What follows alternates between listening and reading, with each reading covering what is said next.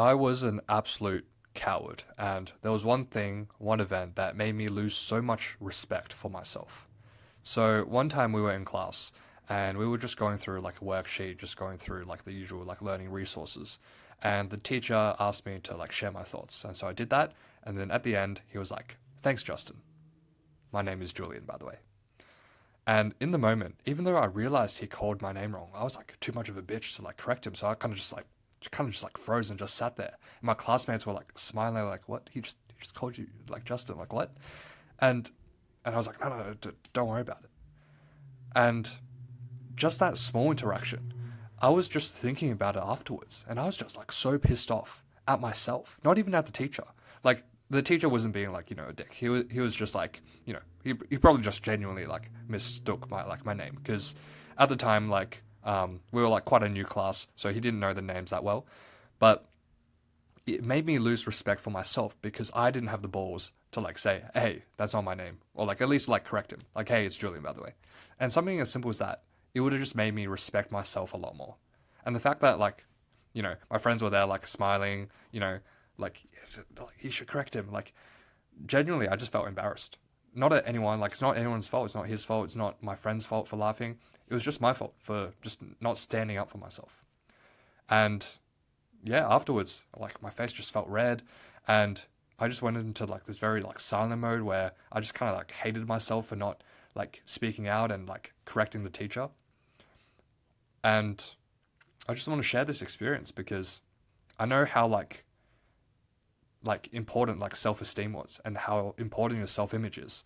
And when it comes to something as important as your name, if someone disrespects that, then that's going to take a brutal hit at your own self-image, like it did for me. And I felt like, a part of my self-image was like just shattered from that experience. And yeah, I was just honestly just very shameful, very like just ashamed at myself for not just like standing up and like having a pair of balls and actually telling him, you know, what my actual name was. But it goes much deeper than that. And I do think like self-image is such like it's a pretty wishy-washy thing, but it's one of those things that is so important because I realized when I didn't have a positive self-image, I used to just think all these negative thoughts about myself.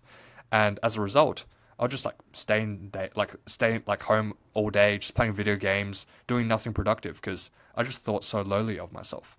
And these events, even though, potentially they're like small events, these contribute to like me having like a poor self-image.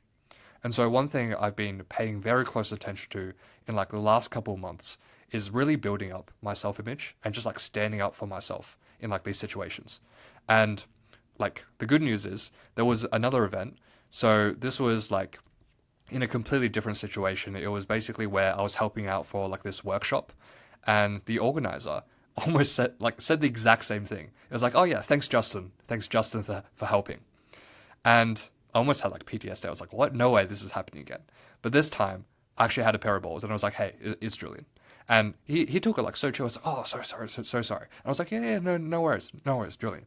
And he was like, "Yeah, yeah, thank you so much, Julian." And just that very small interaction, even though it was just a small correction, it wasn't his fault. It wasn't like he was ill-intentioned. To be honest, I don't know why people confuse the name Justin and Julian so often.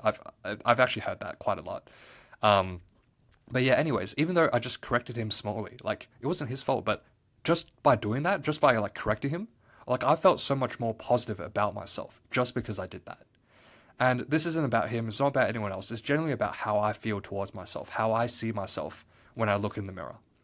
And I feel like when you focus on small things and making sure you get the small things right, like not letting anyone disrespect your name, things like that, that goes a long way in just allowing you to have a much more healthy mindset towards yourself. And now, like since that point, I've just had so much more like positive thoughts to myself. Obviously, I'm still like working on like getting rid of all the negative thoughts. They still come up like here and there, but I've definitely found that there's a notable difference in like the things my mind just automatically like thinks of. Like like for example, if I see someone successful, my mind used to think, okay, you're not enough, you're being like lazy, why aren't you as good as him? But now it's like, cool, respect. I mean, great. How can I learn from you? It's a much more constructive mindset. And that's like why like self-image is this invisible thing, but can be so important. It can honestly make or break a lot of like, you know, a lot of goals that you may have.